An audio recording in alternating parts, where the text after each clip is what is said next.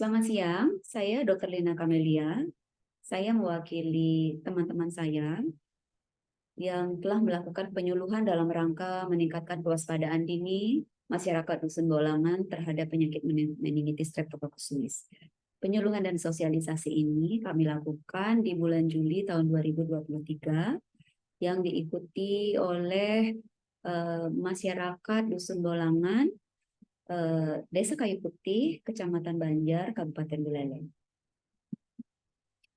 Hal ini dilakukan karena kita tahu bahwa meningitis Streptococcus suis menjadi wabah di Provinsi Bali dalam jangka waktu beberapa tahun belakangan.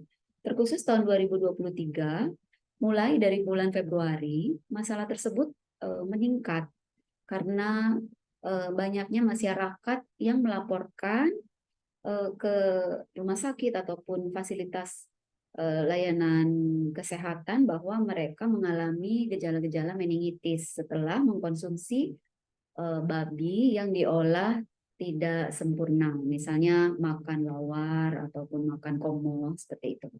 Jadi hal ini perlu mendapatkan perhatian khusus dari kami neurologis yang ada di daerah Kabupaten Buleleng dan bekerja sama juga dengan beberapa rekan dari Undiksa, yaitu dokter penyakit dalam, demikian juga dokter-dokter lain di Universitas Ganesha yang concern terhadap hal ini.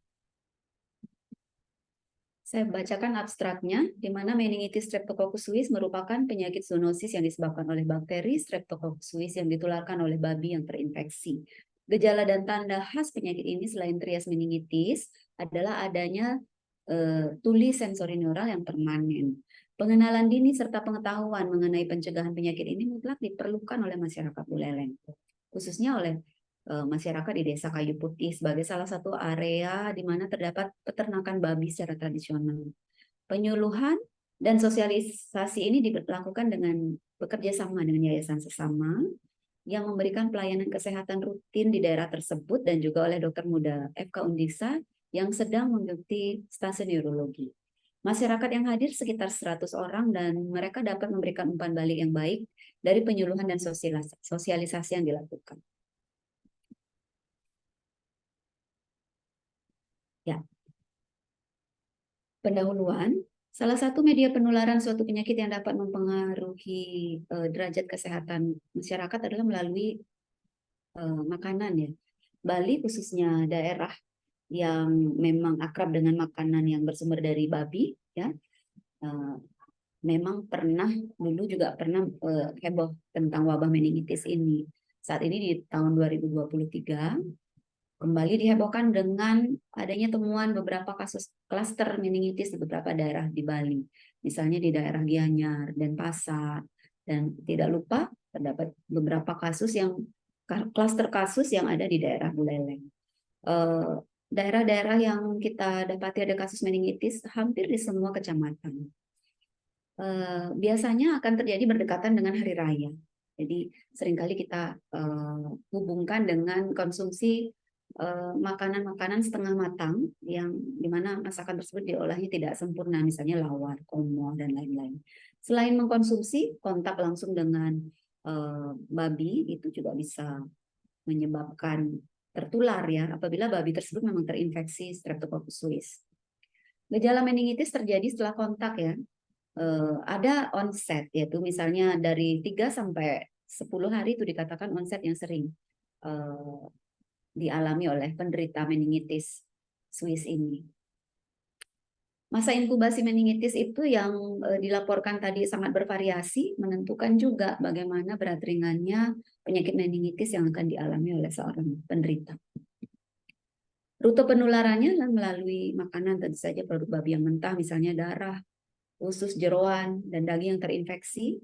Kemudian kita mengalami luka lecet di kulit, kemudian mengolah daging yang terinfeksi, sangat berpotensi untuk terjadi infeksi tersebut di manusia karena kita tahu tadi penyakit ini adalah zoonosis ya. Manifestasi klinisnya kurang lebih sama dengan meningitis lainnya, yaitu adanya demam, perubahan kesadaran kadang-kadang, kemudian ada kaku kuduk, sakit kepala ya, ada trias meningitis yang khas. Ada satu hal yang sangat tipikal yang dialami oleh penderita meningitis Streptococcus suis, yaitu tuli. Tulinya bersifat tuli sensori neural dengan derajat sedang berat dan kadang-kadang bilateral. Ya. Kalau sudah dikatakan bahwa itu tuli sensori neural, berarti mengenai saraf yang bertanggung jawab terhadap pendengaran. Nah, ini adalah fenomena di masyarakat Bali. Kenapa akhirnya meningitis ini bisa mewabah gitu ya? Dimana kita tahu bahwa babi adalah hewan yang lumrah dipelihara di Bali dan dikonsumsi secara bersama-sama sehari-hari. Ya. Konsumsi babi yang kurang matang menyebabkan penularan Streptococcus suis. Dia tidak mati yang akhirnya menginfeksi tubuh manusia. Pemeliharaan babi yang kurang higienis menyebabkan perkembangan Streptococcus suis pada babi tersebut. Jadi mulai dari hulu ya, mulai dari pemeliharaan babi, cara pengolahan, dan kemudian proses pemasakan yang kurang sempurna, semuanya memiliki chance untuk menularkan kepada manusia. Masalah yang timbul tentu saja adanya infeksi Streptococcus suis pada babi yang ditularkan ke manusia yang sempat kontak dengan babi yang terinfeksi tersebut. Poinnya adalah diperlukan adanya suatu upaya preventif terhadap adanya wabah penyakit meningitis Streptococcus suis ini, di mana penyakit tersebut menyerang selaput otak yang dapat berdampak terhadap adanya suatu kecacatan permanen, yaitu ketulian bagi penyintas penyakit ini. Maka perlu kiranya diadakan suatu kegiatan program pengabdian masyarakat yang berfokus pada penyuluhan atau sosialisasi dahulu terhadap penyakit ini. Terus terang ini adalah suatu hal yang cukup sensitif ya, karena kadang-kadang masyarakat tidak bisa langsung menerima informasi ataupun sosialisasi dengan positive thinking ya. Kadang-kadang masyarakat atau kelompok masyarakat langsung merasa terintimidasi dengan adanya penyuluhan atau sosialisasi mengenai pengolahan babi. Tapi tentu saja ini akan menyinggung banyak kelompok masyarakat, misalnya kelompok peternak babi, kelompok penjual daging babi ya, ada asosiasinya. Kemudian juga masyarakat yang memang secara budaya masih mengkonsumsi lawar yang dengan darah mentah. Nah, kadang-kadang mereka akan berpikir bahwa adanya penyakit meningitis Streptococcus suis ini adalah suatu intimidasi terhadap budaya. Padahal sama sekali bukan itu.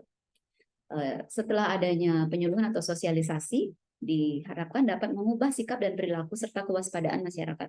Dusun Bolangan, Desa Kayu Putih khususnya, yang berfokus pada perubahan cara pengolahan daging babi dan pemeliharaan babi. Metode penyuluhan yang dilakukan diharapkan akan saya jelaskan berikut ya. Jadi pertama kita melakukan pemilihan tempat penyuluhan, yaitu Dusun Bolangan, Desa Kayu Putih, Kecamatan Banjar, Kabupaten Buleleng. Ya, kira-kira kita bisa tempuh dari Kota Singaraja itu ke dusun tersebut memakan waktu sekitar 1 jam kalau lancar ya. Memang secara kasus sih belum pernah dilaporkan bahwa meningitis Streptococcus suis ini pernah langsung dari daerah tersebut. Tetapi setelah dilakukan suatu penelitian langsung, bukan penelitian artinya langsung terjun ke masyarakat, melihat bahwa banyak sekali masyarakat bekerja di sektor peternakan, yaitu ayam, kambing, sapi, dan juga tentu saja babi yang dipelihara secara tradisional. Karena tradisionalnya itu kita wajib untuk mengetahui apakah sudah higienis nggak pemeliharaan ternak tersebut. Nomor 2, pertimbangan kemudahan dan mobilisasi masyarakat. Yayasan Sesama adalah suatu yayasan kemanusiaan yang memang sudah semenjak dahulu memiliki masyarakat binaan di sana. Jadi mereka memiliki waktu tertentu untuk datang ke sana memberikan layanan kesehatan gratis. Hal ini tentu saja sangat gampang untuk memobilisasi masyarakat, mendengarkan sosialisasi, dan akan lebih mudah melakukan pendekatan dengan layanan serupa tersebut. Jadi apabila kita lakukan layanan kesehatan gratis, kita selingi dengan pemberian diskusi-diskusi gratis dan kemudian konsultasi gratis juga bagi masyarakat. Hal tersebut diharapkan dapat lebih mudah lagi memberikan sosialisasi mengenai hal ini. Hal-hal sensitif dapat diterima dengan baik di masyarakat. Ya, seperti yang nomor 3 ini, di pertimbangan adanya konten yang sensitif yang akan diberikan oleh penyuluh terhadap masyarakat gitu, agar informasi yang diberikan nantinya tidak simpang siur. Masyarakat dapat memahami dengan baik tanpa adanya perasaan-perasaan negatif terhadap hal-hal tersebut gitu ya. Ya, metode ceramah kita lakukan pada saat masyarakat sudah mendapatkan layanan kesehatan, kemudian duduk, kemudian kita berikan leaflet juga gitu ya, diberikan penyampaian materi berupa ceramah oleh mahasiswa Undiksa, kemudian dilanjutkan dengan interaktif, bagaimana caranya memberikan contoh, misalnya mencuci tangan dengan baik, diskusi bagaimana cara pemeliharaan babi yang higienis, kemudian melakukan beberapa kuis untuk menilai apakah pesan tersebut sampai atau tidak. Gitu. Kemudian setelah dilakukan ceramah dan interaktif, kita melakukan metode pendampingan. Masyarakat kami berikan akses ya untuk melakukan konsultasi ataupun diskusi secara WhatsApp gitu, apabila ada yang ingin berdiskusi secara mendalam lagi terhadap kasus ini, diberikan akses. Jadi ada beberapa nomor WA yang kita bagikan di situ, termasuk nomor WA kami penceramah panitia, yaitu saya, Dr. Ariel, kemudian Dr. Alit Arsani, juga Dr. Mestri. Mereka dapat menghubungi kami apabila memang menemui kesulitan untuk memahami informasi sosialisasi ini. Hasil kegiatan dari kegiatan yang kita lakukan itu sangat menggembirakan karena peserta sosialisasi nampaknya cukup ramai pada saat itu. Saya paparkan sedikit mengenai persiapan penyembuhan. Jadi panitia yang terbentuk dari kami berempat, kemudian melibatkan mahasiswa Undiksa yang sedang melaksanakan stase neurologi, jadi dokter muda Undiksa, dan kami sendiri datang menghubungi yayasan sesama untuk menanyakan jadwal kegiatan mereka. Layanan rutin mereka itu kapan dilakukan, karena mencocokkan jadwal. Kami melaksanakan kegiatannya bersamaan dengan yayasan sesama memberikan layanan. Kemudian kami juga menghubungi Kepala Desa Kayu Putih, Ibu Rina ya, yang sangat memberikan kerjasama yang baik ya, dan sangat antusias terhadap kegiatan ini. Ibu Kepala Desa ini masih muda, sehingga sangat enak untuk bekerja sama, dan kedepannya mungkin beliau akan bermohon untuk dilaksanakan kegiatan seperti ini lagi. Gitu. Kemudian Kadus Bolangan juga, Bapak Gede yang memang sangat benar-benar memberikan antusiasme yang cukup tinggi ya bagi kami semua dan untuk masyarakat. Beliau langsung turun untuk memberikan informasi door to door ya, bahwa akan ada layanan ya, dari yayasan sesama dengan dari Undiksa ya. Kemudian kami bersurat ya kepada Kepala Puskesmas Banjar 1, kemudian juga Kepala Departemen Neurologi FK ya sebagai legalitas untuk melaksanakan hal ini. Peserta sosialisasi masyarakat Dusun Bolangan kebanyakan ya.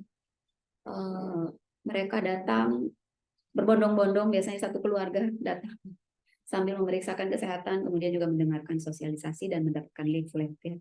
Materi diberikan oleh 9 orang DM Undiksa dengan media presentasi melalui OHP, kemudian narasumber diskusi untuk diskusi-diskusi yang tidak dipahami untuk dijawab dengan secara sesama oleh para DM Undiksa. Kami lakukan pemberian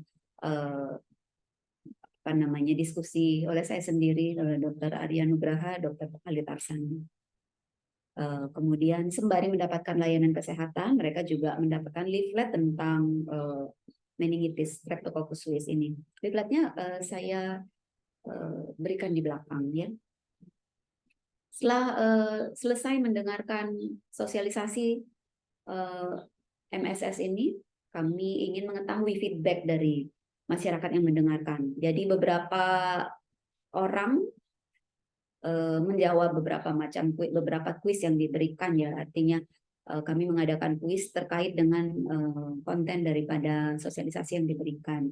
Yang uniknya lagi dan sangat menarik bahwa setiap kuis yang jawaban kuis yang benar itu diberikan hadiah berupa ya semacam cindera mata, berupa alat-alat untuk memasak ya, alat-alat dapur gitu. Tidak mahal tetapi sangat berkesan ya, karena masyarakat berlomba untuk menjawab kuis tersebut. Ini rundown acaranya. Persiapan itu sudah kita mulai dari beberapa hari sebelumnya. Kemudian sehari sebelum tanggal 2 Juli itu kita sudah ke sana untuk melakukan peninjauan lokasi, persiapan-persiapan untuk kursi dan sebagainya ya. Dan rundown acara disusun dengan baik sehingga dari jam 7.30 kita mulai acara, berakhir dengan penutupan di jam 11.30. Sudah selesai semua layanan yang kita berikan. Nah, ini adalah leaflet yang saya sampaikan tadi bahwa sambil kami melakukan layanan kesehatan, sambil kami melayani diskusi, dan sambil memberikan ceramah mengenai hal ini, kami melakukan juga pemberian leaflet ya, pembagian leaflet gratis kepada masyarakat supaya mereka membacanya di rumah dan bisa menjadikan hal ini sebagai pegangan untuk nantinya bagaimana untuk melaksanakan perubahan-perubahan gaya hidup gitu yang lebih sehat. Ini leafletnya menarik sekali karena berwarna-warni. Saya memberikan informasi dan juga memberikan saran-saran untuk membuat leaflet, bagaimana apa-apa saja yang harus dibuat, dan adik Dokter Muda Undiksa membuat leaflet ini dengan sangat menarik. Ya, jadi simpulan. Berdasarkan hasil pelaksanaan pengabdian kepada masyarakat yang telah dilakukan, dapat disimpulkan bahwa pengetahuan dan pemahaman masyarakat Dusun Bolangan, Desa Kayu Putih terhadap meningitis Streptococcus suis masih sangat terbatas, tetapi masyarakat sangat antusias menerima edukasi terkait penularan dan ciri-ciri MMS tersebut. Penyuluhan yang dipadu dengan pelayanan kesehatan masyarakat serta interaktif mendapatkan respon yang baik sekali dari masyarakat Bolangan dengan adanya permintaan untuk sosialisasi kembali dalam jangka waktu dekat mengenai penyakit yang lain. Ini dokumentasi kegiatan di mana ini masyarakat berkumpul untuk mendengarkan sosialisasi dan ceramah dari dokter-dokter muda Undiksa. Kemudian kami juga dengan sigap menjawab segala macam pertanyaan ya. Kemudian ini kami bekerja sama dengan Yayasan Sesama. Nah, ini adalah foto dari Ibu Gina Nurani dengan adik-adik Dokter Muda Undiksa pada saat menandatangani MOU. Nah, ini beberapa foto lagi yang diambil. Ini dari relawan Yayasan Sesama yang juga memberikan layanan kesehatan gratis tersebut. Lebih banyak orang dewasa yang ikut, ada juga beberapa anak-anak muda yang ikut. Ya, ini beberapa dokumentasi. Ini foto kami semua. Koas Undiksa, kemudian kami dari panitia, kemudian dari Yayasan Sesama, relawan-relawannya semua. Ya, matur semua. Demikian yang bisa saya sampaikan terkait dengan hasil penyuluhan dan sosialisasi kami di Dusun Bolangan terkait dengan meningitis Streptococcus. Semoga bermanfaat.